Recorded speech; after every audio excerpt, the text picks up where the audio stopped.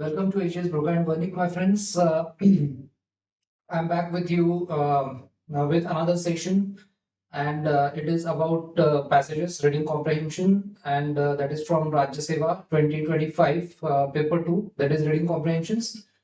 We have been looking at various RCs in order to make ourselves equipped with right comprehension technology techniques or methodologies, right?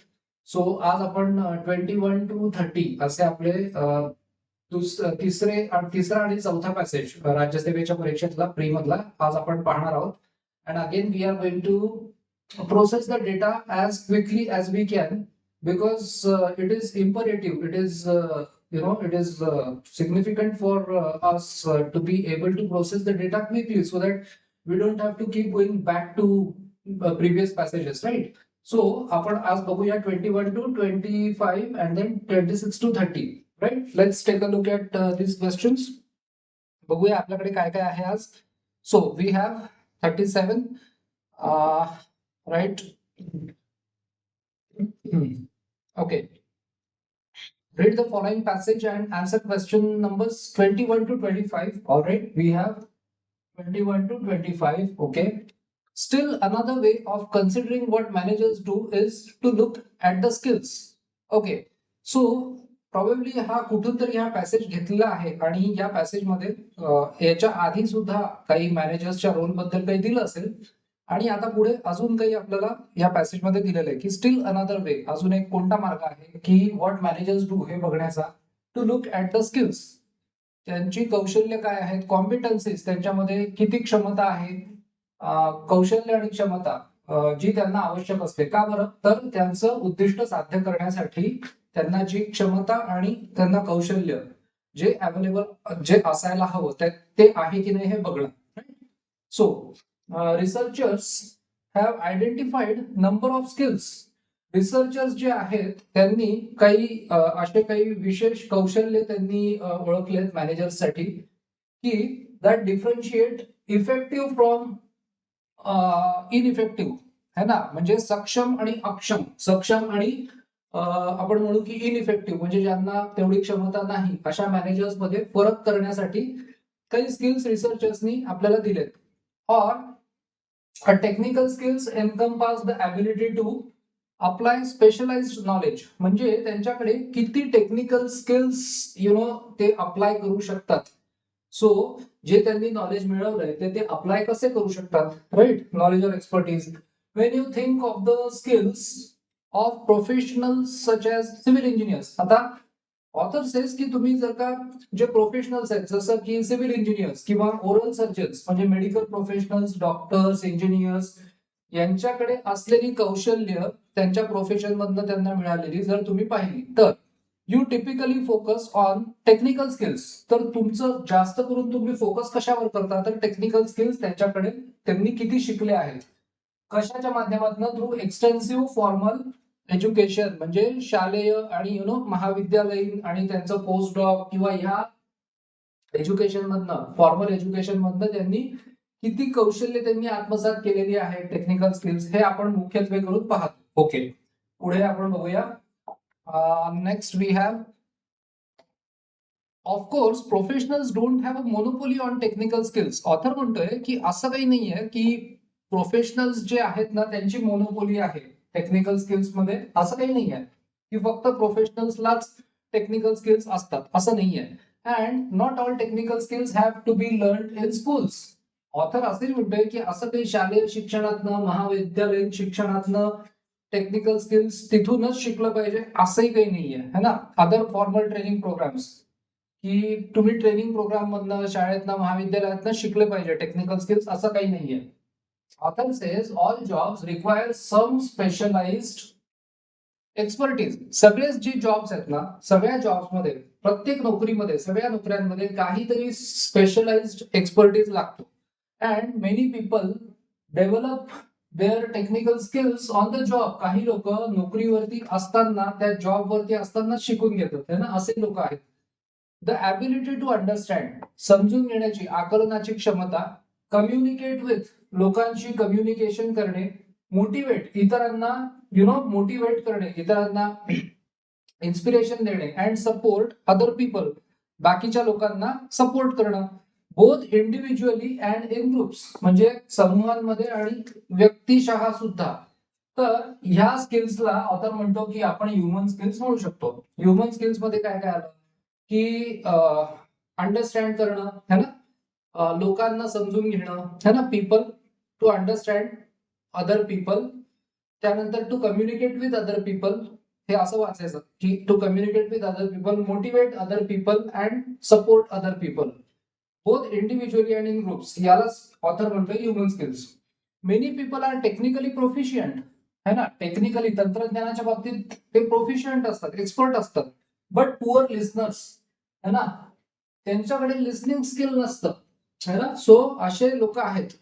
Enable to understand the needs of others, ते लोक इतरांच्या गरजा समजून घेऊ शकत नाहीत, किंवा weak at managing conflicts, जे काही कॉन्फ्लिक्ट होतात ऑर्गनायझेशन मध्ये, है ना, काही लोकांमध्ये परस्पर विरोध होतात, काही वाद होतात, कॉन्फ्लिक्ट होतात, संघर्ष होतात, ते जे लोक मॅनेज करू शकत नाही असे लोक.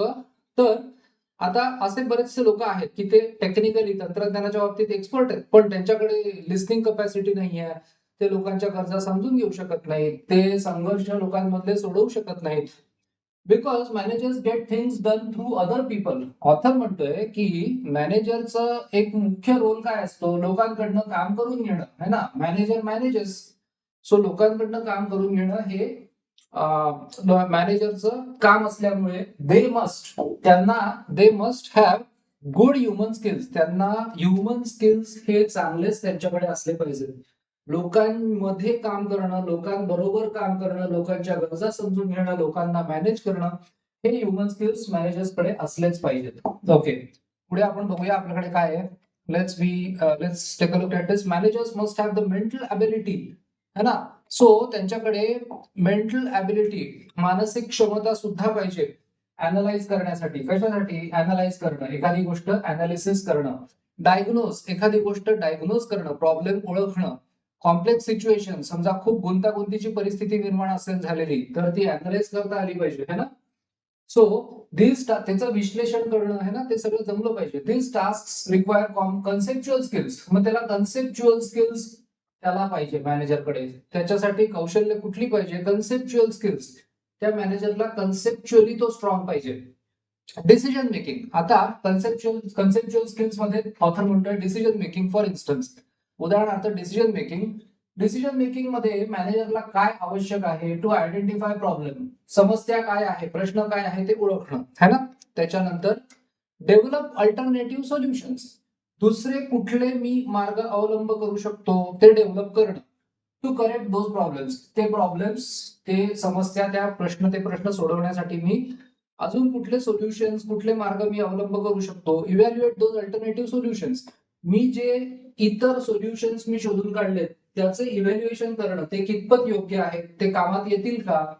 So and select the best one, आणि सगळ्यांमधनं जे सर्वोत्कृष्ट आहे ते सिलेक्ट करणं.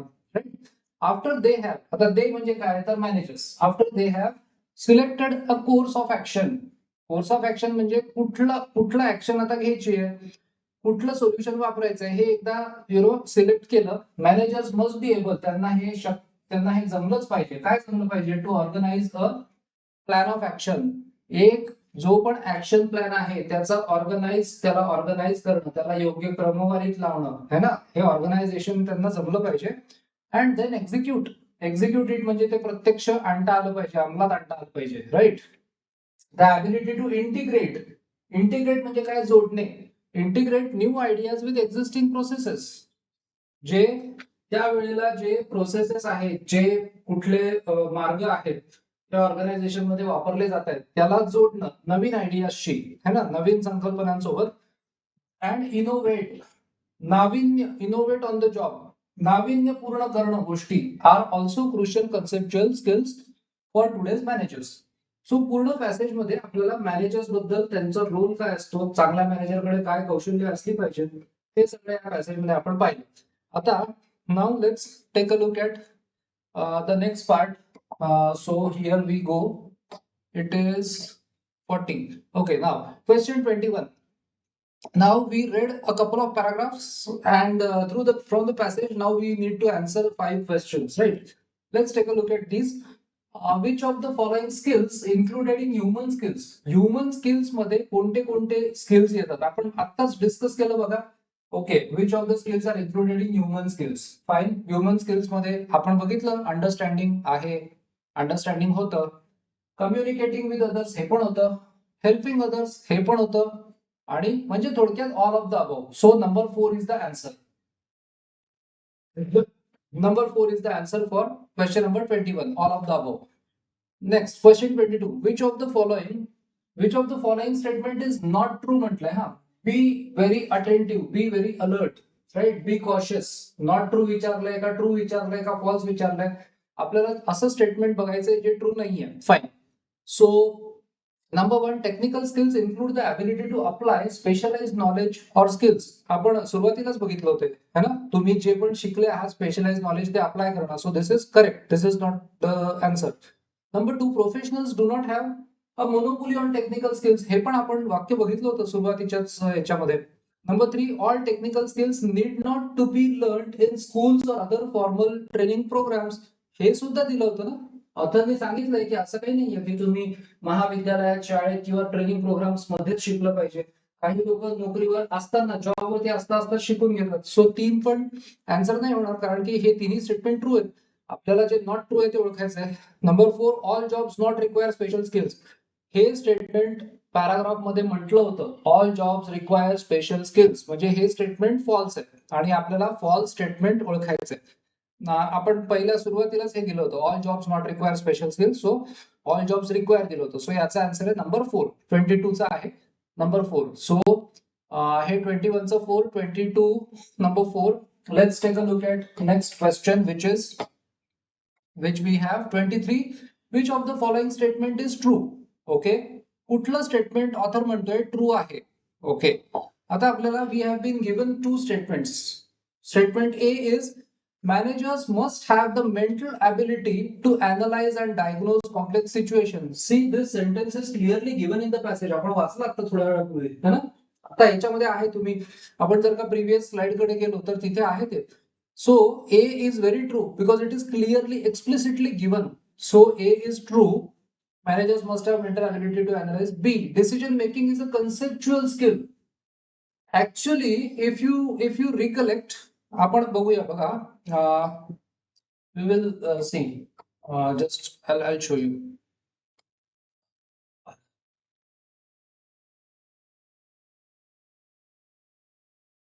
Just wait. इथे आहे आपल्याकडे. आता आपण हे we have read this statement completely clearly given.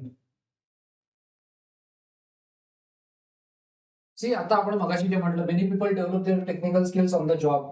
All jobs require some specialized expertise. So both define human skills. Okay. I think it is.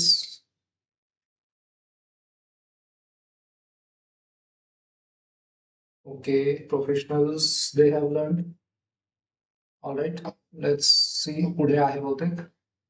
Because it is clearly given in the passage. You see, because managers get things done through other people, they must have good human skills. म्हणजे हे जे statement आहे ना, managers get things because म्हटलंय म्हणजे हे कारण आहे. दिस इज रिझन. बिकॉज म्हटलंय म्हणजे managers get things done through other people, so they must have good human skills. म्हणजे काय, आपल्याला क्लिअरली त्याच्यामध्ये रिलेशनशिप दिसतीये की रिलेशनशिप आहे. Decision making is a conceptual skill. Managers must have. Which of the following statement is true? Okay. Decision making is a conceptual skill. हे झालं. आपण हे केलंय का question? I think mental ability to analyze and diagnose complex situation. So A is true. B, decision making is a conceptual skill. B is also true. C, bringing innovation to the job is not an important conceptual skill for managers. C is not true. C is not true. So A and B are true. So 23 चा आहे 1. Sorry, 23 चा आहे 1.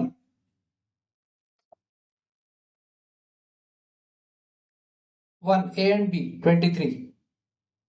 right? Then 24.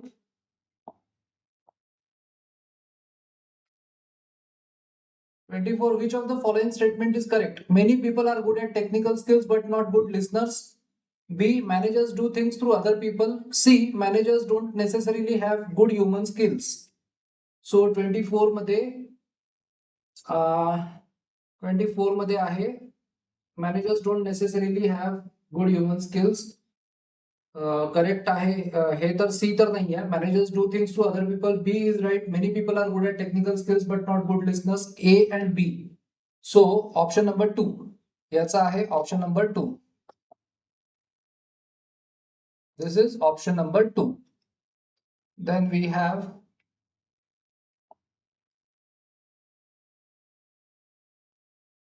25. Consider the following statements. A. Managers do things through other people and B. Managers must have good human skills.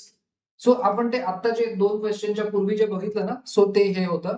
Because managers do things through other people, they must have good human skills. So both A and B are true and A is the reason of B. Statements A and B are true. A and B are correct and A is the reason for statement B. So 3 आहे. 25 सह 3 आहे. 25 3, right? So 25 चा आहे 3. Of the above statements A and B are correct and A is the reason for statement B. है ना? हे आहे. So number 3, 25. Let's take a look at next part, which is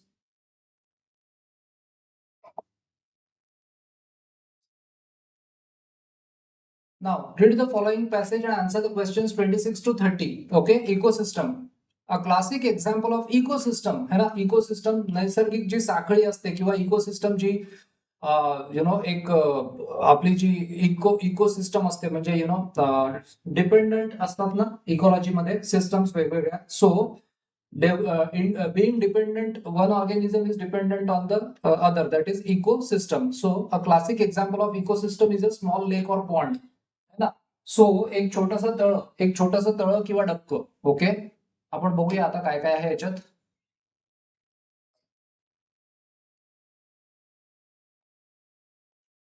right. So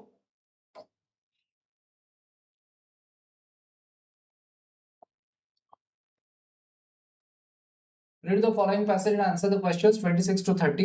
A classic example of ecosystem is a small lake or pond. एक छोटंसं तळ किंवा डबकं है ना. हे क्लासिक एक्झाम्पल आहे इकोसिस्टमचं. द द अबायोटिक म्हणजे काय तर नॉन लिव्हिंग है ना. बायोटिक मध्ये काय आहे बायोस. बायोटिक मध्ये काय आहे bios. Bios means living. So abiotic म्हटलं की non living. So non living abiotic or non living parts of a fresh water pond. एका फ्रेश वॉटर पॉन्ड मध्ये त्या इकोसिस्टम मध्ये लिव्हिंग ऑर्गॅनिझम्स पण असतात, नॉन लिव्हिंग पण असतात. सो इन्क्लूड काय अबायोटिक मध्ये काय काय येतं. वॉटर येतं, डिझॉल्व्ड ऑक्सिजन येतं, कार्बन डायऑक्साईड, हे सगळे नॉन लिव्हिंग आहेत ना. सो फॉस्फेट्स येतात, nitrates and sodium chlorides of potassium and calcium and organic compounds such as amino acids, humic acids, etc. Living part मध्ये काय काय येतं. The living part of fresh water pond can be. Living part म्हणतात सब divided. Living पार्टचं आहे ना सब division केलं जातं according to the functions. त्यांची कार्य काय आहेत त्यानुसार sub division. Functions of the organism, that is what they contribute. त्यांचं योगदान काय आहे त्या इकोसिस्टम मध्ये त्यानुसार त्यांचं क्लासिफिकेशन केलं जातं towards keeping the ecosystem operating as a stable interacting whole. Okay, पुढे बघूया. Next is in a fresh water pond there are 2 types of producers. Producers जे निर्माण काहीतरी करत असतात है ना, काहीतरी निर्मिती करणारे असे 2 टाइप्स आहेत. ओके, बघूया कोणते कोणते. The larger plants growing along the shore और फ्लोटिंग इन शॅलो वॉटर. जे मोठे मोठे जे झाडं झुडपं वनस्पती आहेत जे फ्लोटिंग असतात, तरंगत असतात ते, आणि मायक्रोस्कोपिक फ्लोटिंग असे काही तरंगणारे असतात जे मोठे आहेत लार्जर प्लांट्स, आणि काही असे आहेत जे मायक्रोस्कोपिक छोटे तरंगणारे. तर तरंगणाऱ्या छोट्या मायक्रोस्कोपिक पैकी काय काय आहे? अल्गी आहे. Algae that are distributed throughout the water as deep as light will penetrate. खूप खालपर्यंत लाईट जिथपर्यंत पोहोचू शकतो ना तिथपर्यंत ते पेनिट्रेट झालेले असतात, तिथपर्यंत आतपर्यंत ते गेलेले असतात. दीज टायनी प्लांट्स, हे जे छोटे छोटे प्लांट्स आहेत, कलेक्टिव्हली रेफर्ड, यांना एक कलेक्टिव्ह नाउन काय देतात? फायटोप्लॅन्क्टन. फायटोप्लॅन्क्टन म्हणतात त्यांना. Usually not visible. ते विजिबल नसतात unless they are present in great abundance. जर का ते खूप खूप अबंडंटली म्हणजे खूपच विपुल प्रमाणात असले ना तरच ते दिसू शकतात. And give water a greenish tinge. So जे फायटोप्लॅन्क्टन आहे ना ते पाण्याला एक हिरवा असं रंग ते देतात, हिरवी टिंज देतात. Phytoplanktons have more significance as food producer, अन्न निर्माण करणारे phytoplankton for fresh water pond ecosystem. Okay. Macro consumers or फॅगोट्रॉफ्स.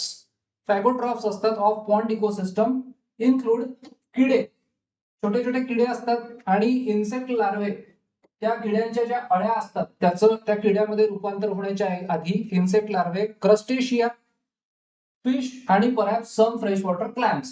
Okay. So हे आले फॅगोट्रॉफ्स मध्ये. ओके. पुढे आपण बघूया प्रायमरी कंझ्युमर्स कोणते आहेत?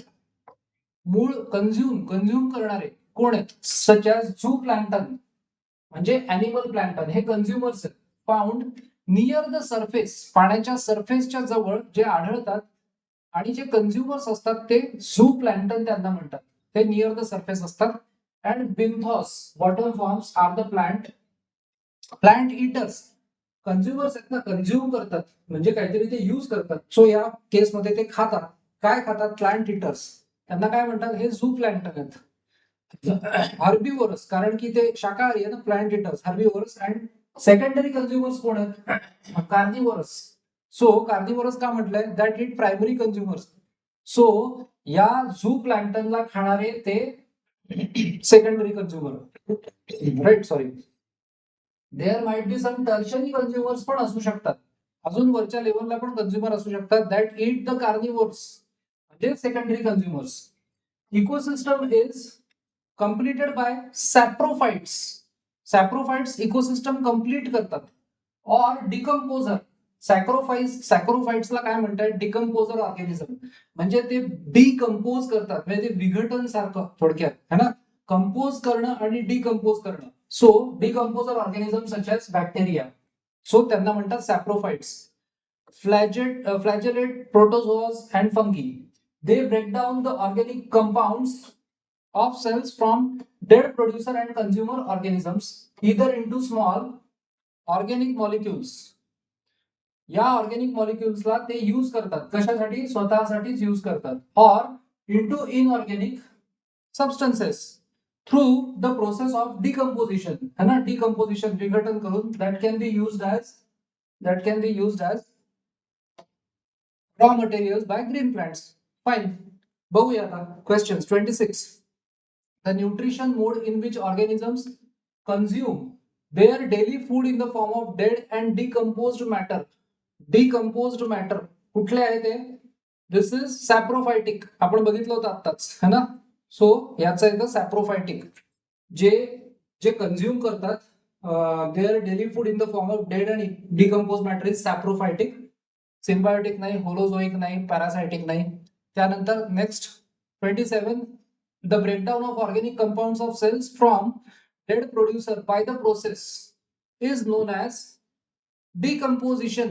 A only. Assimilation nahi, biomagnification nahi, accumulation nahi, decomposition. So sorry, D only. So number 4. 27 चा येतं 4. 27 चा आन्सर आहे 4. D only. त्यानंतर 28. Primary consumers found near the surface. आपण बघितलं होतं near the surface of water. Phytoplankton, picoplankton, zooplankton किंवा bacterioplankton. So हे आहे near the surface. Primary consumers found near the surface of water are actually हे phytoplankton आहे, पण आपण कन्फर्म करू एकदा, बघूया आपण. Primary consumers near the surface of water. Okay. Primary consumers found near the surface of water. So zooplankton आहे. So these are zooplankton. C. So C येतं याचं 2. So 28 चं येणार 2. Then we have next 29. Fill in the blank.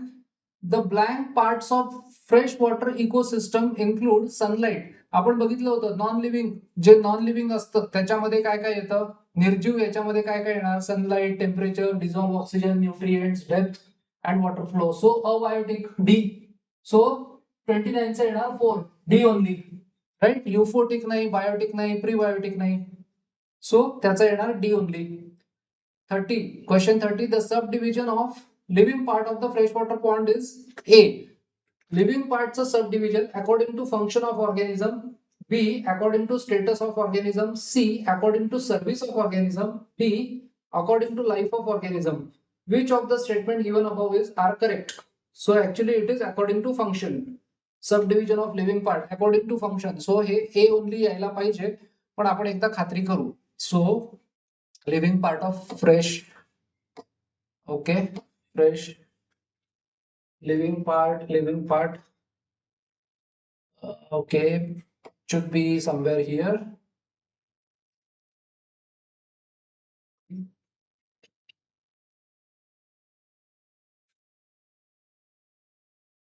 Okay, just wait.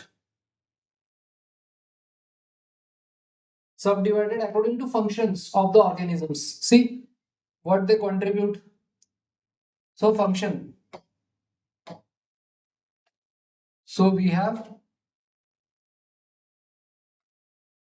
question 30. A. According to function of organism. Status nahi, service nahi, life nahi. So A only 1. 30 is a 1.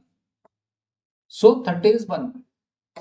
Then we have questions 31 to 35. So in the next session, we will look at questions 31 to 35 and 36 to 40, right? So as we have noticed, the questions that are asked in reading comprehension in any test like UPSC or MPSC, Rajya Seva, or even MPSC services as well. So these are non-gazetted as well. These are not tough, provided you understand and you have that practice to process the data. पटापटा पटापटा वाचून पुढे पुढे जाणं, हे जे skill आहे ते आपल्याला प्रॅक्टिसने डेव्हलप करता येतं. So it is as simple as that. The more you practice, the better you get at solving these questions. So tomorrow we will, or in the next session, or tomorrow let's say, we will take a look at 31 to 40 and then we will move on. Before 31st May, we have to practice this. So thanks for joining, and I hope you are having a good time preparing for the tests.